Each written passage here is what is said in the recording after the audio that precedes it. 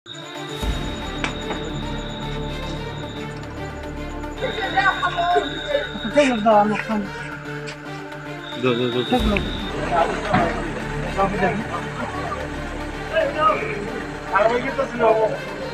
গাঁৱৰ যুৱক ল'ৰাবিলাকে বহুদিন ধৰি কষ্ট কৰি আছে, কষ্ট কৰি আজি ধৰিছে, ধৰি পেলাই থানাত ফোন কৰা হ'ল। থানাৰ পৰা আমাৰ আই চি মহোদয় আহি পেলাই সব বস্তু চমজি লৈ গ'ল। আমি ভাবোঁ যে এইবিলাক মানুহ আমাৰ গাঁৱৰে নহয়, আমাৰ দেশৰ এজন আৱৰ্জনা, একেবাৰে নিকৃষ্ট মানুহ, কাৰণ ড্ৰাগছৰ কাৰবাৰ কৰে। কাৰণ তেওঁতো নষ্ট হৈছে আৰু আমাৰ গাঁৱৰ যিবিলাক যুৱক মানুহ আছে, যুৱক প্ৰজন্মক একেবাৰে ধ্বংসৰ পথত লৈ গৈ আছে এইবিলাক মানুহে। আমি ভাবোঁ এইবিলাক মানুহ কঠোৰতম শাস্তি পাব লাগে। ৰমজান আলী, দেউতাকৰ নাম হ'ল বাহাৰ আলী। ৰমজান আলীৰ ঘৰত, ৰমজান আলী হ'ল বাহাৰৰ ল'ৰা, তেওঁৰ ঘৰত তাৰমানে পুলিচে তালাচী চলায় আৰু আমাৰ গাঁৱৰ যুৱক বন্ধুসকলে কি কৰিছে, বস্তুখিনি ইনফৰমেশ্যন দিছে, যাৰ কাৰণে পুলিচে আহি, থানাৰ পৰা পুলিচে আহি বস্তুখিনি লৈ গৈছে। প্ৰায় 64 গ্ৰাম ড্ৰাগছ উদ্ধাৰ কৰিবলৈ সক্ষম হৈছে পুলিচে।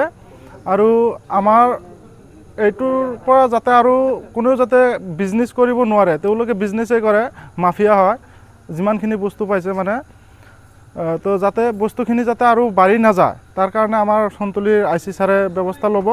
আৰু আমাৰ গাঁৱৰ কোন কোন ল'ৰা ছোৱালীৰ যাতে ভৱিষ্যত যাতে অন্ধকাৰৰ মুখলৈ ঠেলি নাযায়, তাৰ কাৰণে আমি আমাৰ সন্তলীৰ আই চি ছাৰক সেইখিনি ব্যৱস্থা ল'বলৈ অনুৰোধ জনাইছোঁ। আৰু তেওঁ যাতে বিজনেছ কৰিব নোৱাৰে, সেই ব্যৱস্থাটোৱে কৰিবলৈ অনুৰোধ জনাইছোঁ আমি।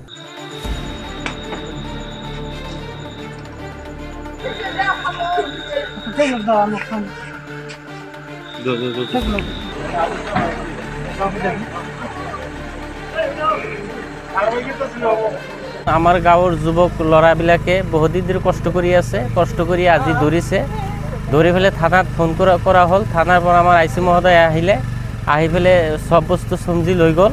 আমি ভাবোঁ যে এইবিলাক মানুহ আমাৰ গাঁৱৰে নহয়, আমাৰ দেশৰ এজন আৱৰ্জনা, একেবাৰে নিকৃষ্ট মানুহ, কাৰণ ড্ৰাগছৰ কাৰবাৰ কৰে। কাৰণ তেওঁতো নষ্ট হৈছে আৰু আমাৰ গাঁৱৰ যিবিলাক যুৱক মানুহ আছে, যুৱক প্ৰজন্মক একেবাৰে ধ্বংসৰ পথত লৈ গৈ আছে এইবিলাক মানুহে।